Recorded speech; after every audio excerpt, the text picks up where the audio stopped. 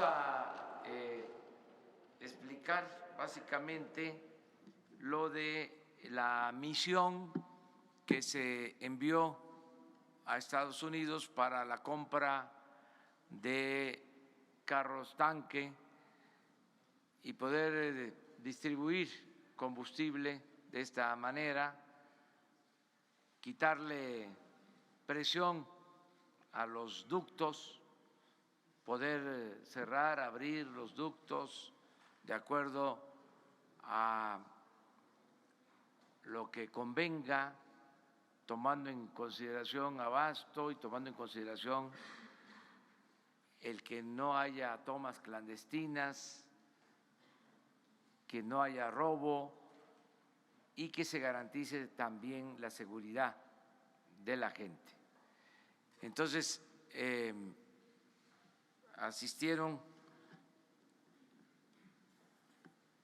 la secretaria de Economía en esta misión, Graciela Márquez, Irmeréndira Sandoval, secretaria de la Función Pública, y Raquel Buenrostro, oficial mayor de Hacienda. Ellas tres van a informarles sobre esta misión de adquirir los carros tanques para no depender solo de los ductos, tener un margen de operación que nos permita garantizar el abasto en todo el país sin tener que padecer, sin que la población tenga que hacer filas, colas para abastecerse en todo el país. Pensamos que con este plan vamos a resolver el problema. Con este plan, acompañado de la vigilancia, acompañado de los programas de bienestar para la población, que den opción, que den alternativas a la gente. Entonces, le voy a pedir a Raquel Buenrostro, la oficial mayor de Hacienda, que les exponga, que les explique qué fue lo que hicieron para adquirir estas unidades.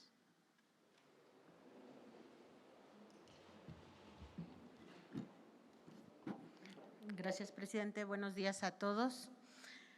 Bueno, como ya se les ha venido informando en varias de las reuniones por el presidente, se designó una comisión que está formada por la Secretaría de Economía, la Secretaría de la Función Pública y la Oficialía Mayor para adquirir las pipas. Ante la urgencia y necesidad que teníamos como gobierno de atender el problema de abasto de combustibles, eso justifica plenamente una adjudicación directa. Sin embargo, la decisión que se tomó fue hacer un proceso más competitivo, que se tradujo en dos acciones muy importantes. Nos pusimos en contacto con la Asociación Nacional de Productores de Autobuses y Tractocamiones Nacionales, pero también con la Asociación de Fabricantes de Autotanques de Estados Unidos. Además, se invitó vía remota a la participación de empresas de otros países. Por eso se decidió que la reunión fuera en Nueva York para que tuviéramos un poder de convocatoria más amplio. De ese proceso obtuvimos la determinación de ofertas que se pujaron en dos sesiones. Por lo tanto, obtuvimos ahorros significativos y más competitivos. El resultado final, cabe mencionar que fuimos acompañados también por personal técnico de Pemex y también por personal de III Servicios, que es una empresa filial de Pemex, a fin de que ellos nos ayudaran con toda la determinación de todos los requerimientos técnicos y a evaluar técnicamente las ofertas. Del proceso que se concluyó el día de ayer, llevamos un avance de una celebración de memorandos de entendimiento de 671 autotanques, equivalentes a 140,000 barriles diarios, por un monto de 92 millones de dólares americanos. Los primeros autotanques, la siguiente, por favor. La siguiente, por favor. Los primeros autotanques llegarán el 1 de febrero, son 50, el 8 de febrero otros 50 y progresivamente el resto de los autotanques. En el cuadro se puede observar cómo vamos a estar abasteciendo los 671 autotanques desde la siguiente semana hasta el 29 de marzo. Eso es todo. Bueno, como comenzamos un poco tarde porque se prolongó la reunión de seguridad, ya abrimos la sesión de preguntas y respuestas. A ver, atrás, pues.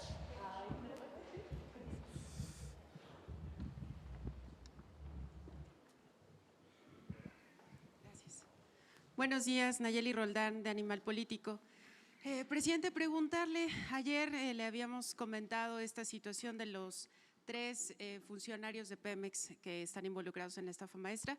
Primero, preguntarle si había podido revisar el caso. Sí, lo revisé y en efecto, tienen ustedes razón, hay 3 funcionarios que sin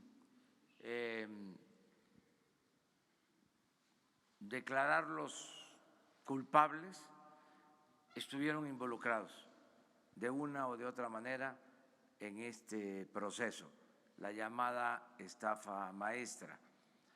Por lo mismo, se les pidió información, entregaron notas informativas, los 3, argumentando que no tenían ellos responsabilidad. Sin embargo, le hemos pedido a la secretaria de la Función Pública, Irma Herendia Sandoval, que nos presente un dictamen a más tardar en una semana para tener todos los elementos, no cometer una injusticia, pero al mismo tiempo no permitir impunidad y mantener como criterio que en el gobierno que represento, en esta nueva etapa, no van a ser contratados quienes tengan malos antecedentes, es decir, quienes tengan antecedentes de corrupción. No vamos a contratar a nadie que haya participado en actos de corrupción o haya omitido denunciar actos de corrupción. De modo que en una semana, aquí mismo, se va a dar a conocer un dictamen. Y aprovecho para convocarlos, porque ustedes representan a los ciudadanos, que todas las denuncias que se presenten que tengan que ver con corrupción se ventilen aquí de manera abierta, que nos ayuden y que nos ayude todo el pueblo para limpiar de corrupción el país. Justamente sobre eso, presidente, preguntarle cuál sería el estatus del resto de involucrados, porque solamente de Sede Sol Hay 22 denuncias, como le había comentado ayer, desde 2015 y hasta 2018, pero también estamos hablando de más dependencias de gobierno, son 11 en total, y los involucrados pues incluso incluyen a los titulares de las dependencias. Entonces, este análisis que nos está informando también incluiría al resto de involucrados, porque en este caso solo nos dimos cuenta de los 3 de Pemex, pero… A todos, y los procesos que están en curso continúan. Se están investigando a todos. Sí, no hay impunidad para nadie.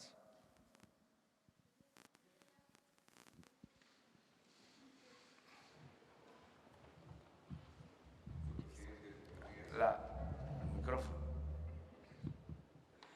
Luis Flores, de Noticias El Agro del Estado de Guerrero. Queremos saber sobre el Plan Nacional de Desarrollo, cómo va el avance, tienen hasta fines de abril para presentar, ese es uno. Segundo, si es posible que el señor secretario de Agricultura podría explicarnos pormenorizadamente, en el caso particular del Estado de Guerrero, sobre el fertilizante, el programa presidencial de fertilizante para Guerrero 2019, ya que se asignó 650 millones de pesos, cuando este programa de fertilizante gratuito en Guerrero viene desde hace 20 años con 1.200 millones de pesos. Hay una inquietud de los productores. Y también la otra es si es posible que en el ejemplo que usted está dando de dar conferencias todos los días de lunes a viernes, por lo menos una vez a la semana pudieran los señores delegados federales pudiera dar también un informe sobre qué está haciendo o cuáles son los programas y proyectos que tiene el gobierno federal en cada una de las entidades. Esta expresión no es única, somos varios reporteros en diferentes entidades que coincidimos con esta petición. Eso es cuanto. Gracias. Muy bien. Mire, acerca de los fertilizantes, el estimado que tenemos es de 600 millones de pesos. Esto es lo que, según los técnicos, se necesita, que con eso cubrimos el compromiso de que se entreguen los fertilizantes de manera gratuita a todos los productores del estado de Guerrero. En caso de que no alcanzara, hay recursos adicionales, pero pensamos que con lo autorizado va a resolverse la demanda. Vamos a cuidar mucho para que se aplique bien el fertilizante, porque hay también en esto corrupción. Se entrega el fertilizante,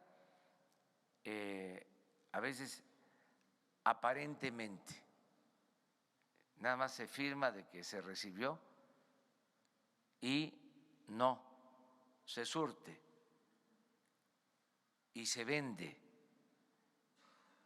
Eso es una práctica que vamos a eliminar por completo, pero tenemos que hacer llegar los fertilizantes a todos los productores de Guerrero. Es un compromiso que hicimos y se va a cumplir.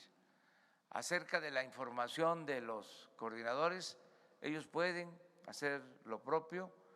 Les comento que así como nosotros nos reunimos todas las mañanas, así hay reuniones en todos los estados de las dependencias, sobre todo de los representantes de las secretarías encargadas de la seguridad pública. Se están reuniendo todos los días en los estados. Ellos nos están mandando información diaria de lo que está pasando en el país, pero tomamos en cuenta su propuesta. ¿Hiciste otra pregunta? Plan nacional. Es muy importante esa pregunta sobre el Plan Nacional de Desarrollo. Se va a presentar en el tiempo que establece la ley y se van a dar a conocer cuáles son las estrategias básicas para que logremos el crecimiento con justicia, el progreso con justicia en el país. ¿Qué significa esto? Que podamos crecer económicamente y al mismo tiempo que haya bienestar. Queremos crecimiento, pero también queremos desarrollo, no solo aumentar la tasa de crecimiento anual, que sea más del 2%, como ha sido en 30 años, en promedio 2%.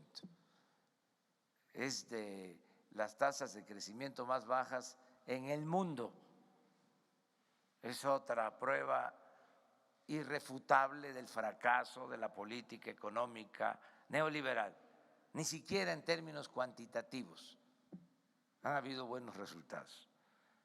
Pero no basta con crecer, hace falta también distribuir el crecimiento, distribuir el ingreso, distribuir el presupuesto público para que haya bienestar.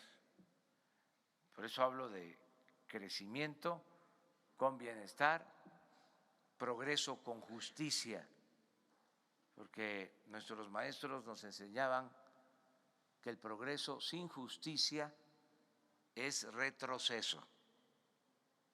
No se trata nada más de crecer, sino que los beneficios del crecimiento lleguen a todos. Nos decían nuestros maestros, modernidad, pero forjada desde abajo y para todos. Entonces, esta filosofía es la que vamos a aplicar en el plan de desarrollo que vamos a presentar en su momento.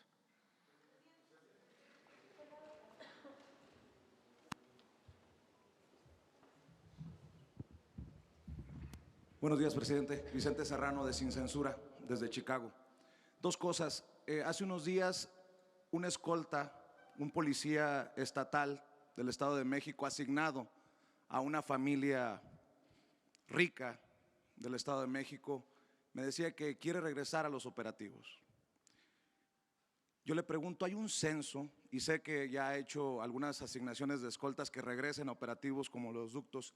¿Hay algún censo de cuántos escoltas está pagando el mexicano en diferentes estados, en diferentes municipios, para empresarios o políticos? Y si puede haber un llamado de usted para que se haga, si es que no existe, para que estos escoltas regresen a los operativos que tanto se necesitan de seguridad pública. Y por otro lado, si me permite, ayer hablaba de que ya no va a haber chayote. Si el chayote no es publicidad oficial y si la publicidad oficial ya no es chayote, puede haber un compromiso aquí abiertamente para que las mismas empresas que fueron beneficiadas en el sexenio pasado, que aparecieron una y otra vez al tope de la lista, TV Azteca, Televisa, Imagen, en la redistribución que usted ha propuesto no aparezcan nuevamente en su gobierno como los más beneficiados, para evitar cualquier idea de conflicto de interés, entendiendo que los dueños de esas empresas forman parte del grupo empresarial que lo quiere asesorar. Gracias. Bueno, en el caso de las escoltas ya están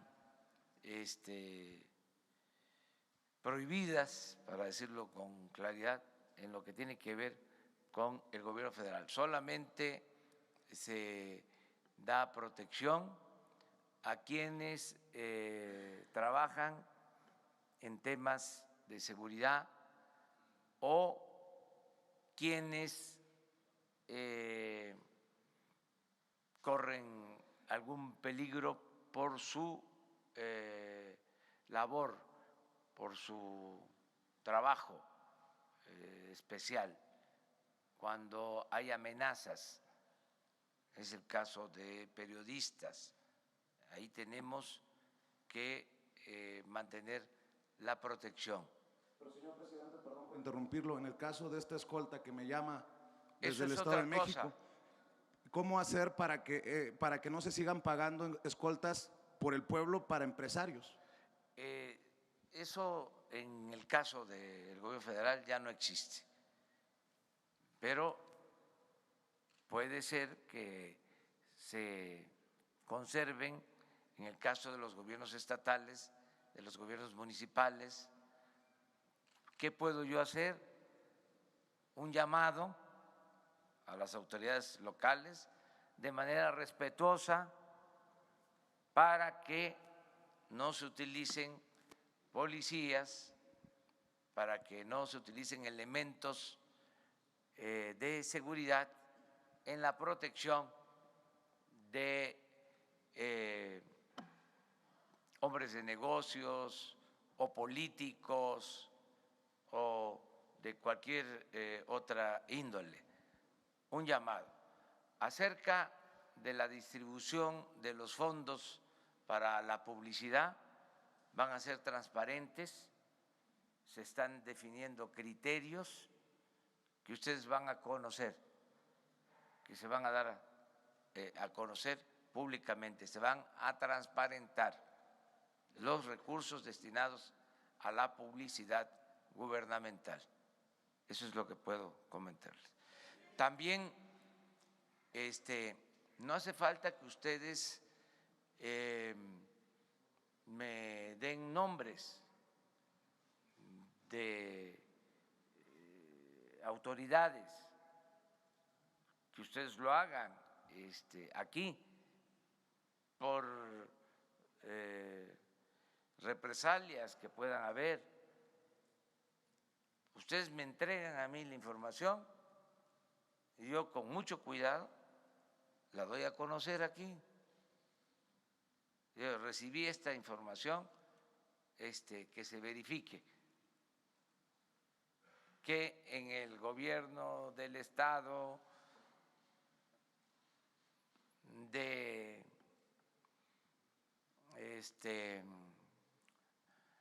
Francisco J. Mújica, ¿no?, que admiro tanto al general Mújica, o en la presidencia municipal, ¿no?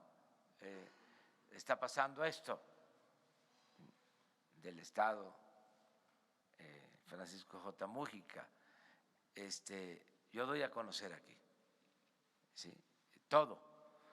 Esto va a ayudar mucho. O sea, por ejemplo, ahora con lo del combate al robo de combustibles, ya aumentaron las denuncias, las llamadas, el aviso de las comunidades, de la gente que nos está apoyando. Eso es muy importante. Entonces, el que podamos hacer esto.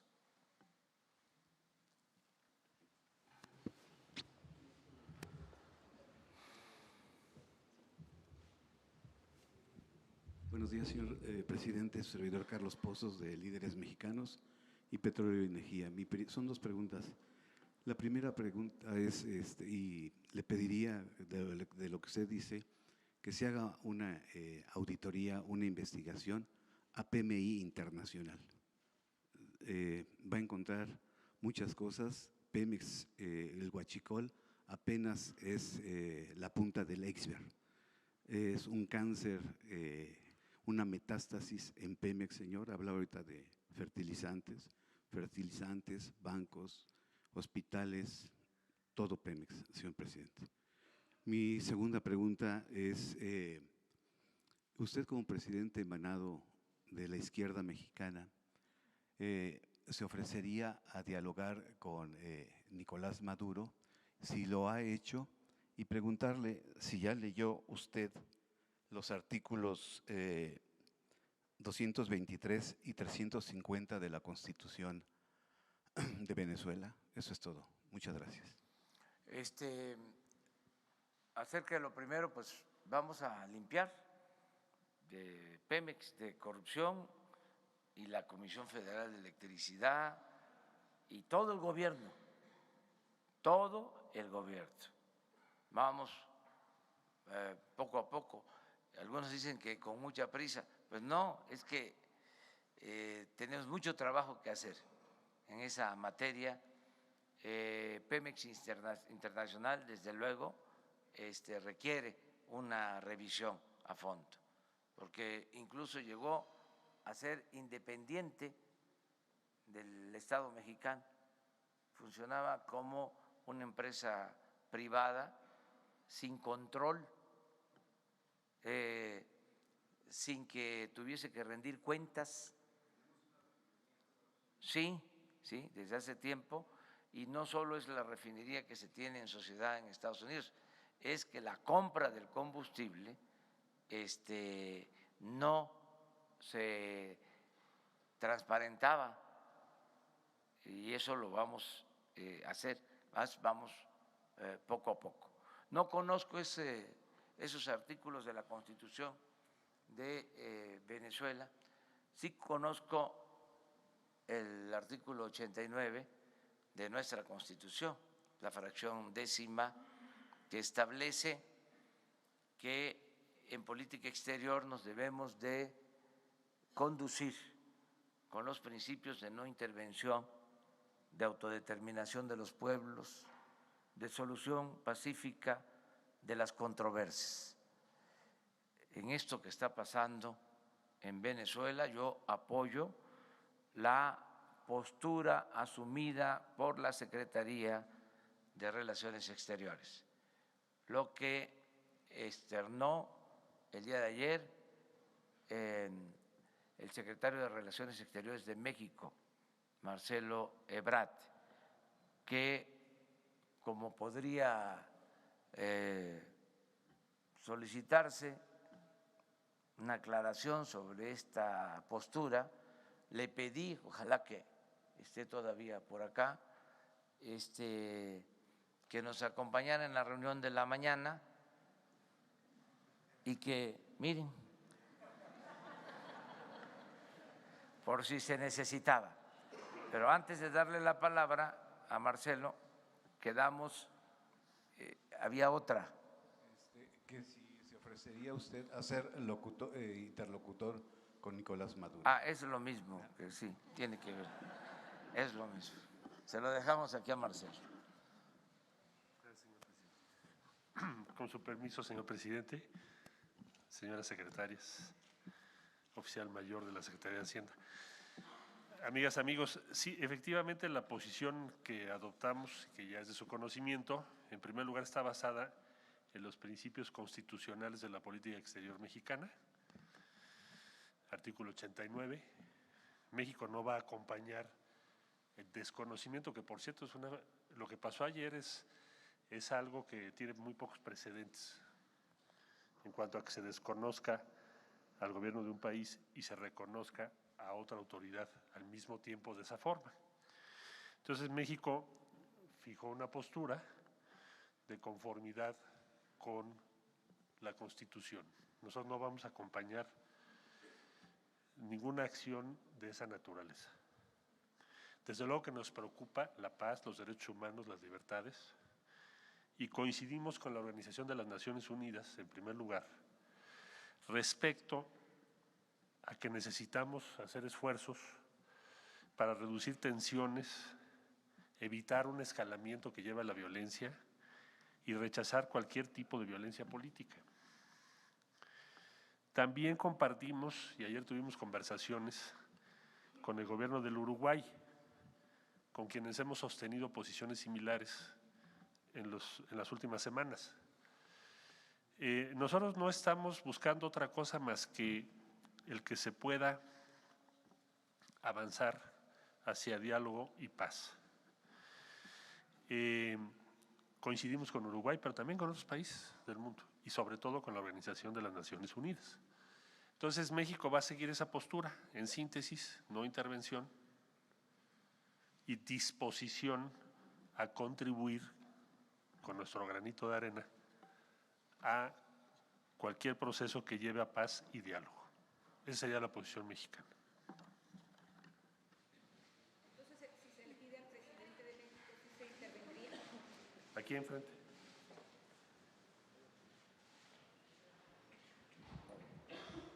Sí, Juan Pablo Espineto de Bloomberg News. Respecto de ese punto justamente, en el comunicado de ayer, la Secretaría dice que está en sintonía con varios organismos, incluyendo a la Unión Europea.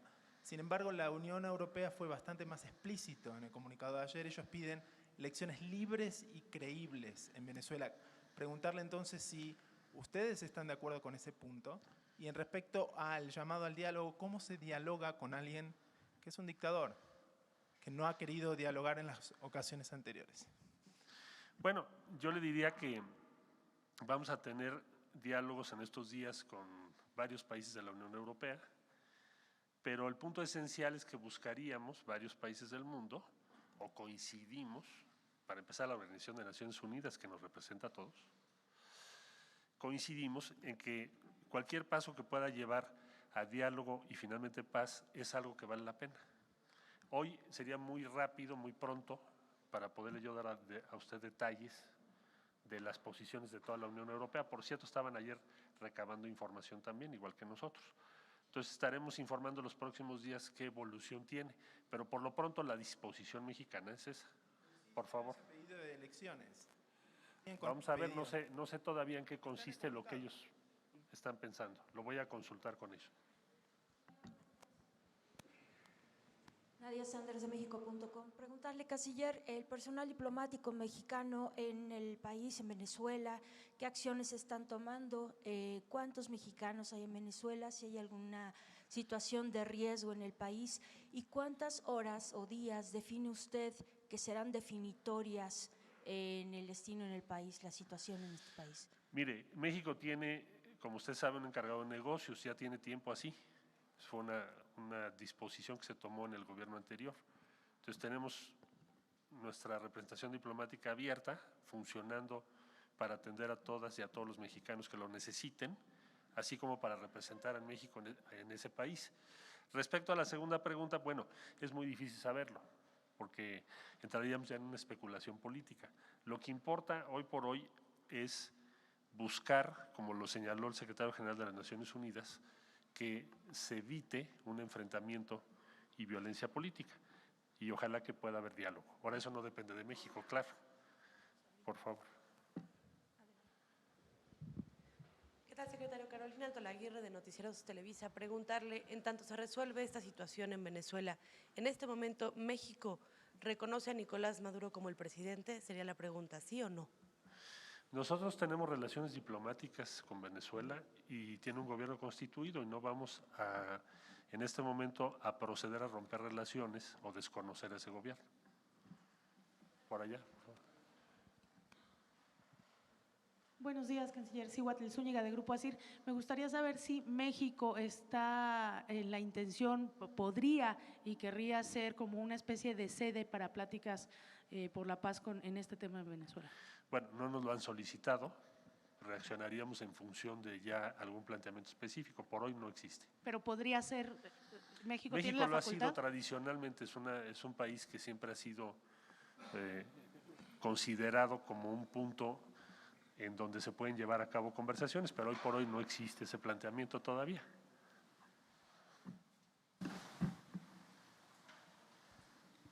Buenos días, canciller. Mariana León, del Financiero. Preguntarle, ¿ustedes tuvieron alguna especie de comunicación ayer con el gobierno de Venezuela, con el gobierno de Nicolás Maduro?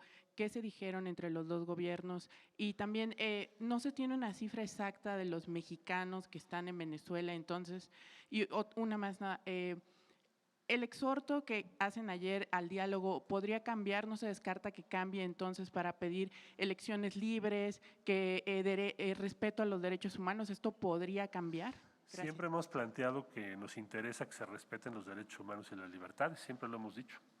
Y respecto a procesos políticos, pues primero tenemos que ver cuáles van a ser los planteamientos de Naciones Unidas y de otros países. Y no hemos todavía establecido ninguna relación, ni ayer tuve comunicación ni con el gobierno de Venezuela, ni con la oposición. Pero no lo hemos tenido. Y respeto a derechos humanos. Bueno, le comentaba yo que eso es uno de los temas que se van a dialogar en las próximas semanas. México va a estar muy atento a cómo evoluciona. Última pregunta, porque si no el presidente me va a decir que ya le deje su conferencia. A ver, tú por favor. Buenos días, Misael Zavala del Universal. Yo quisiera preguntarle, secretario, en cualquiera de estos dos escenarios de que Maduro siga como presidente de Venezuela o si logran derrocarlo junto con algunos gobiernos bueno, seguiría Juan Guaidó como presidente, digamos, en ese escenario, México continuará con las relaciones con Venezuela normales como ha venido sucediendo. Y también para el presidente, no sé si me pueda contestar una pregunta, la Secretaría de Energía tiene abierta una investigación por la adjudicación de 3 empresas, a contratos a 3 empresas de las plantas de hidrógeno de las refinerías de Tula, Cadereyta y Madero. El tema es que después de la venta de estas plantas, Pemex ya debe de comprar el hidrógeno a estas empresas por 2.7 millones de dólares mensuales, digamos, y no sé si se investigue ya en este caso al extitular de Pemex, que es Carlos Treviño, pues los contratos se firmaron durante su administración como director de Petróleos Mexicanos, o si hay alguna investigación abierta por parte, digamos, del gobierno federal. Gracias. México mantendrá abiertas relaciones con el actual gobierno de Venezuela, así como su sede diplomática, y ya con los acontecimientos que ocurran en los próximos días, para no entrar en especulaciones, ya le informaríamos qué decisiones tomaríamos. Hoy por hoy la decisión es esa, y segundo, tan nos preocupan libertades y derechos humanos que por eso pensamos y exhortamos a que haya un diálogo inmediato, que evite una escalada de violencia, como bien lo señaló el secretario general de la Organización de las Naciones Unidas, con quien coincidimos. Muchas gracias. Bueno, en materia de política exterior, apego a los principios constitucionales, que por algo están vigentes. Es parte de la historia de la diplomacia mexicana, que siempre ha sido ejemplar, reconocida mundialmente, la diplomacia de México en momentos difíciles. Para no equivocarnos, lo mejor es ceñirnos a lo que establece la Constitución y poder conjugar en armonía 4 principios básicos que están en la Constitución sobre esta materia.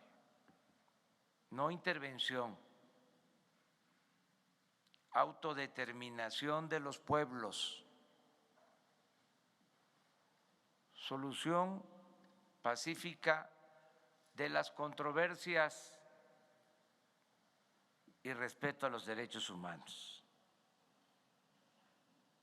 De la conjunción de estos principios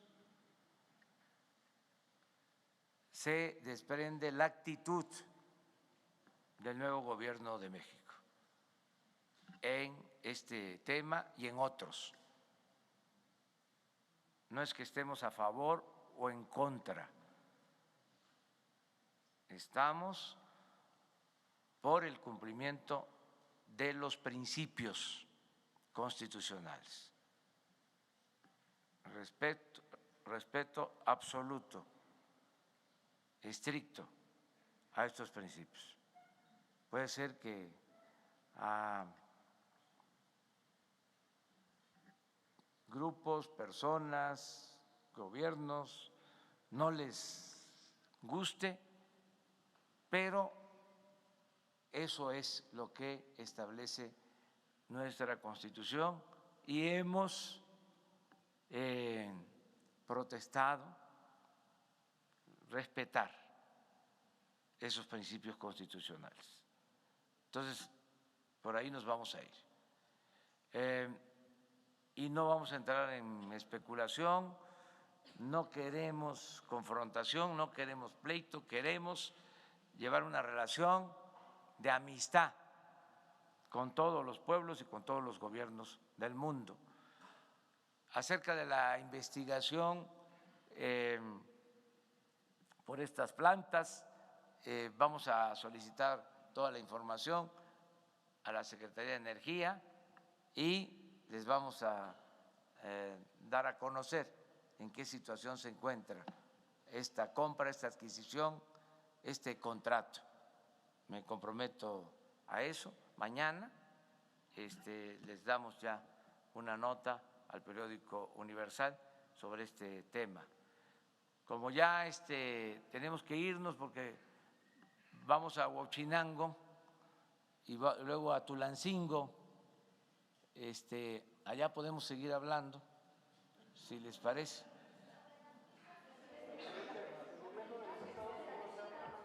Sobre las pipas, sí. Es que el acto de Huachinango es a las 10:30 y hacemos como 2 horas.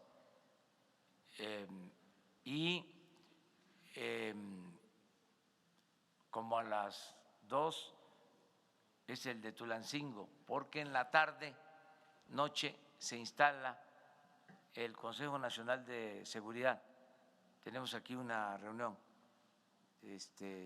con gobernadores y con funcionarios que tienen que ver con la seguridad pública. Sí, muchas gracias, presidente. Daniela Barragán. Sin embargo, algunas organizaciones civiles vieron con preocupación que se compraran las pipas sin licitar. Y pues bueno, una de las empresas proveedoras de los autotanques viene desde tiempos de Fox sin pasar por una licitación. Ahora con la emergencia lo vuelve a hacer. Según los datos abiertos, el gobierno federal ha tenido que pagar 233.656.000 pesos a otras empresas para rehabilitar, reparar y corregir piezas que se le compraron originalmente a la empresa Detroit Diesel Allison, que ahora figura entre las proveedoras de los autotanques. Entonces, mis preguntas serían, se entiende que había una emergencia, pero ¿qué piensan hacer para cumplir con la promesa de licitar y transparentar las compras? Y si ya se están trabajando en algunos mecanismos, ¿y cómo evitar que empresas que en el pasado ya se vieron de alguna manera beneficiadas no repitan en su sexenio con más contratos y este tipo de prácticas? Gracias. Se cuidaron todos los procedimientos, por eso la comisión se integró, se les pidió que tuvieran cuidado con las empresas, que fuesen empresas serias, caracterizadas por la honestidad, que se actuara con honradez. Cuando se terminen de firmar todos los contratos, la misma comisión va a informarles a ustedes ya cómo quedaron los contratos y qué características tienen cada una de las empresas. Yo avalo esta compra porque le tengo plena confianza a quienes fueron en esta misión a adquirir los autotanques, mujeres inteligentes y sobre todo honestas, mujeres con convicción. Son 3 servidoras públicas ejemplares, nada que ver con malandrines que ocupaban cargos en otros tiempos. Ellas son gentes honestas, mujeres excepcionales del servicio público. Entonces, para que no quede nada de duda, de todas maneras vamos a seguir informando, ¿sí?, sobre los contratos, las características, lo que les preocupa sobre esas empresas, ¿sí?, la seriedad de esas empresas, todo. Además, les vamos a dar a conocer más elementos de cómo, a pesar de que se compran estas unidades en Estados Unidos, pues la mayoría se fabrica en México, es en beneficio también de la industria automotriz del país, de los trabajadores del país, darles a conocer también que se hizo una solicitud a la Canacar, pero nos atendían la demanda a partir de marzo, empezaban a entregarnos. Imagínense el tiempo. Para nosotros ahora es importante, fundamental. Siempre es importante el tiempo, más en una circunstancia como la que estamos viviendo. Ya tenemos, por otro lado, 700 operadores contratados que pasaron exámenes. O sea, ya tenemos a los operadores para que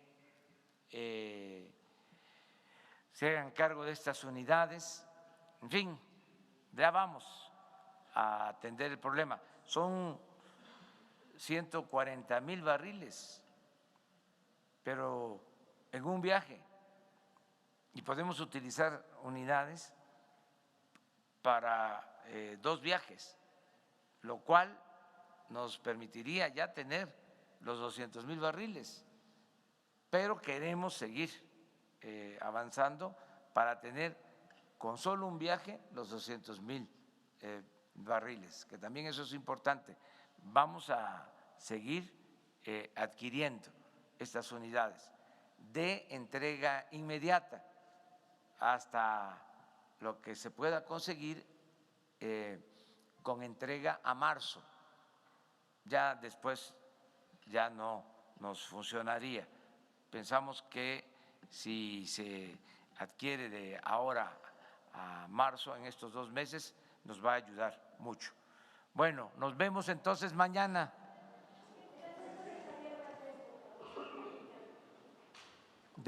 Buenos días, Rocío Méndez de Noticias MBS. El día de ayer se reveló que es muy posible que a Javier Valdés lo haya matado el narco de Sinaloa. La familia le pide al Gobierno de México que en particular se exhorte a la Fiscalía ahora que su Fiscalía encargada de delitos contra la libertad de expresión tome en consideración este vertiente. ¿Cuál es la exhortación? ¿Qué piensa usted, presidente? Pues le vamos a pedir a la Secretaría de Gobernación, Alejandro Encinas, que nos presente un informe y mañana hablamos de este tema de Javier, el asesinato de Javier, ¿sí? Y la investigación y la búsqueda de responsables y castigar a autores materiales e intelectuales de este crimen, a este periodista de Sinaloa. Gracias.